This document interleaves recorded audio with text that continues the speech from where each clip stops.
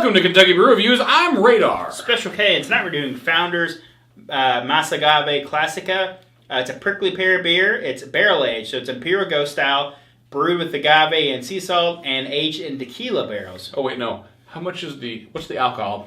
What's the alcohol? 9.7%, which is a big boy for a ghost. It's large. It's in charge. And I'm assuming at the end of the brewing process they add prickly pear juice. More than likely. Whoa! Either that or they age it on some muslin bags full of prickly pear. So have you ever seen what color a prickly pear is? No! That is what color a prickly pear is. That's not what color I thought that was going to be. Prickly pears are kind of reddish pink color. It's barrel aged. That's part of the barrel aged series. Yeah, well, naturally. So you think I can make this? No, you cannot. You suck. Oh! $16. Seconds! $16 for a 4-pack, or $5.29 a single is what they charge the place I got them.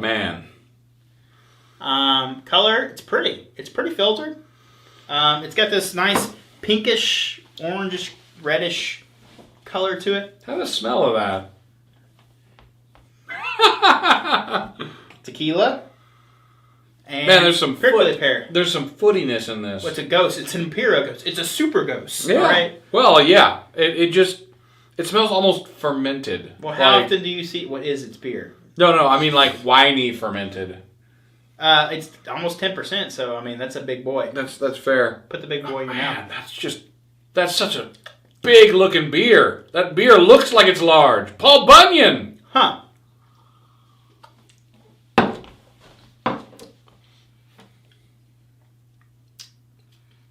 Get prickly pear in there. You know what I don't get? Any of the other flavors that are on the bottom. Man. So I don't get tequila barrel.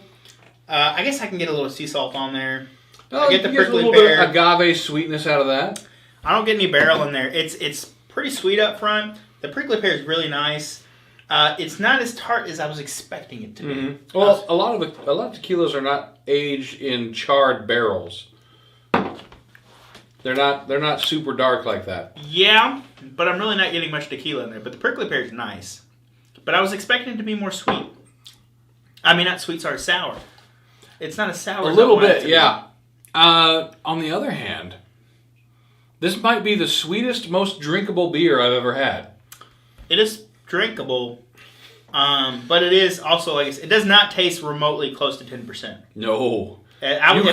You could accidentally get ruined on this. If somebody gave me this, and like said drink it, I'd be like, what is this? I'm like, I don't know, some kind of hippie juice. Yeah, kombucha. Yeah, I'd be like, hippie juice? And I'm like, nah. You know, I actually had kombucha, like real kombucha here recently. Yeah, I have had it as well. It's like not the stuff we tried on the channel though. I've had other kombucha. We've had kombucha beers too. See, that's the only time I've had like real. Someone made it kombucha. Did you eat the membrane off the top of it? I did not do that. No, that's really weird. It did come in mason jars though, which was I wasn't prepared for that.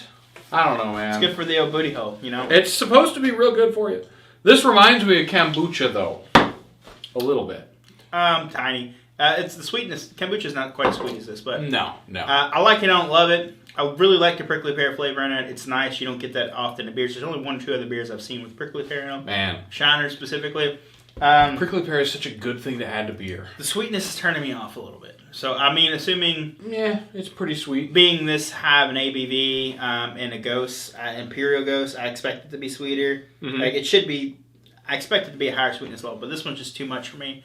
That being said, I still like the beer. Price is awful. But there's a lot of extra steps taken into it for the barrel aging. That's very true. Hey, it's not KBS level prices, all right? Yeah. But also it's not KBS ABV. Mm-hmm. So you're looking at 9 to 10%.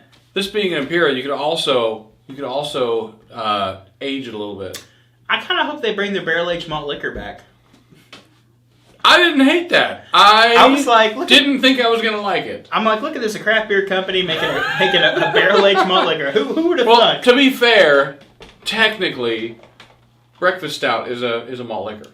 Well, it's a stout. So malt liquor is in. It's a corn. It's a grain, heavily grained, high gravity lager. So I'm talking about. I'm not talking about stout. It's like they made an aged version of an honest to God a malt liquor. They made their own version of Still Reserve with less. It was really strange, and they aged it. So it was the DKML or something. I think. Yes, DKML. That was really weird, man. Off subject. We'll have to talk. We'll do an episode just talking about founders. I'm gonna give this beer a 7. I like it. I don't love it. I think the price is off-putting and sweetness is turning me out. But it's still good beer. Mm-hmm. Like, if you want to try Prickly Pear, the Shiner Prickly Pear is a good one if you want something lighter and cheaper. If you like Ghost, this is a good choice. I think it would appeal to non-beer drinkers as well as beer drinkers. So, like your wife or a cousin or friend that not huge beer drinkers. Someone that gets turned off by the breadiness of beer. Yeah, breadiness or hoppiness. It doesn't have either or one of those hoppiness. things. Yes, that's the nice thing about Ghost is you don't get any of the breadiness or hoppiness in those, so it turns a lot of that off. So. You know, call me crazy, but I think this could use just a little bit of beer salt.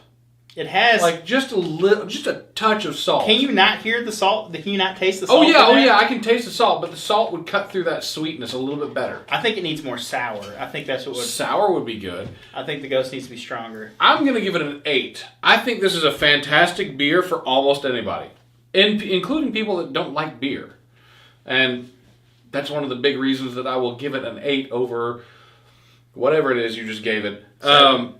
It's got the mass appeal that counts. They have a couple of their beers in this series. I think we did the lime, and we've done their Mass Agave seltzers, which made those were actually really pretty decent made seltzers. our top 5 list too. Recommending this, like we mentioned, to people who aren't into beer or I don't know if I want to recommend an entire 4-pack though. You weren't here when we had the Oscar Blues Guava Sour. The most sourest beer I've ever had in my life. I'm talking like Warhead level. I loved it. It was great. I'm just after that one. Look, there's something to be said for candy beer. Everyone likes that. But it's not. It wasn't candy. It tasted like real guava, not like fake. Oh really? Fake. Yeah, it tasted like a real beer. You wouldn't happen to have more of that. There's a can that's been sitting there for 2 weeks. It might have a little bit in the bottom. Oh. And they're reasonably priced. Maybe I'll just go get a single myself. You can buy a 6-pack of it. But alright, that has been our episode. If there's something you'd like to see on the channel, you can leave a comment down below. Don't forget to hit that like button. I'm Special K. And I'm Radar. Thanks for watching.